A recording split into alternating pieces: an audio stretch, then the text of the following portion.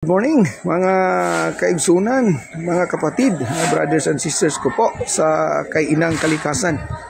So another waste buster project na naman po ang ginawa ng ating barangay sa pangunguna po ni Kapitana Eutimia Bakiril. Ang ating beneficiaryo po ngayon ay ang Mahayag National High School. Ito po ang ginagawang queues po para sa ating mag-aaral. So ang gamit po na materialis natin, no, ay instead of common hado blocks ay itong ating tinatawag na eco blocks. Ito po yon mga kapatid. Ito po ay merong 1.5 kilos na plastic waste. Ganyan lang po ang paglalatag, oh. Yan, so kaway-kaway kapatid na Juan.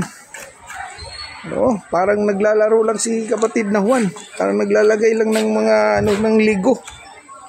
Ganyan lang, oh. Pagkalatag ng buhos. So, patong mo lang yung kwan. Solid blocks natin, eco blocks. Ayan. Napakadali lang po mga kapatid.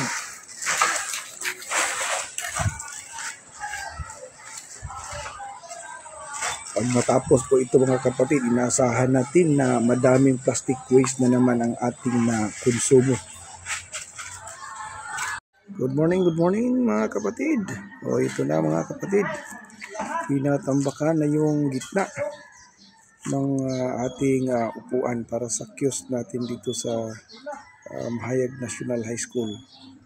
Pagkatapos nito mga kapatid, ganyan, ang pinakaibabaw niyan, bubuhusan tapos plastering. Okay.